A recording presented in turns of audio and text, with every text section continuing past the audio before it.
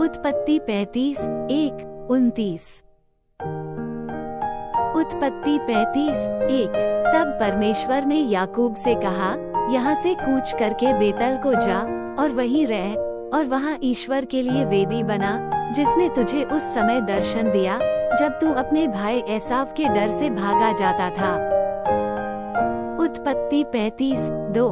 तब याकूब ने अपने घराने से और उन सब से भी जो उसके संग थे कहा, तुम्हारे बीच में जो पराये देवता हैं, उन्हें निकाल फेंको और अपने अपने को शुद्ध करो और अपने वस्त्र बदल डालो। उत्पत्ति 35:3। और आओ, हम यहाँ से कूच करके बेतल को जाएं, वहाँ मैं ईश्वर के लिए एक वेदी बनाऊंगा, जिसने संकट के दिन मेरी सुन ली और जिस मार्ग से मैं चलता था उसमें मेरे संग रहा। उत्पत्ति 35:4। सो जितने पराये देवता उनके पास थे और जितने कुंडल उनके कानों में थे, उन सबों को उन्होंने याकूब को दिया, और उसने उनको उस सिंदूर वृक्ष के नीचे जो शकेम के पास है गाड़ दिया। उत्पत्ति 35:5। तब उन्होंने कूच किया और उनके चारों ओर के नगर निवासियों के मन में परमेश्वर की ओर से ऐसा भय समा गया कि उन्होंने याकूब के पुत्रों का पीछा न किया। उत्पत्ति 35:6। सो याकूब उन सब समेत जो उसके संग थे कनान देश के लूज नगर को आया। वो नगर बेतल भी कहलाता है।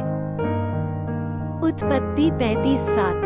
वहाँ उसने एक वेदी बनाई और उस स्थान का नाम एलबेतल रखा, क्योंकि जब वो अपने भाई के डर से भागा जाता था तब परमेश्वर उस पर वहीं प्रकट हुआ था।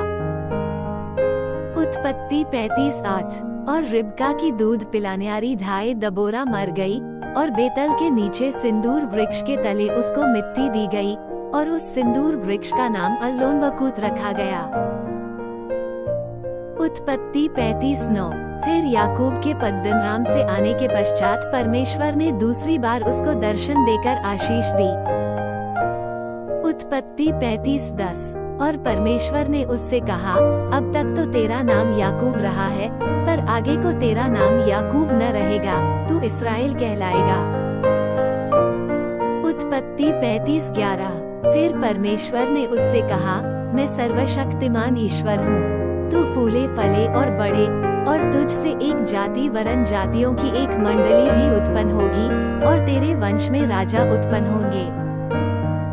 उत्पत्ति 35:12। और जो देश मैंने इब्राहिम और इसहाक को दिया है, वही देश तुझे देता हूँ, और तेरे पीछे तेरे वंश को भी दूंगा।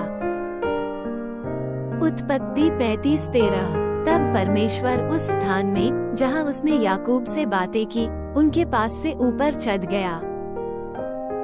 उत्पत्ति 35:14। और जिस स्थान में परमेश्वर ने याकूब से बातें की, वहाँ याकूब ने पत्थर का एक खम्भा खड़ा किया और उस पर अर्घ देकर तेल डाल दिया। उत्पत्ति 35:15। और जहाँ परमेश्वर ने याकूब से बातें की, उस स्थान का नाम उसने बेतल रखा। उत्पत्ति 35:16। फिर उन्होंने बेतल से कूच किया, और एप्राता थोड़ी ही दूर रह गया था कि राहेल को बच्चा जनने की बड़ी पीड़ा आने लगी।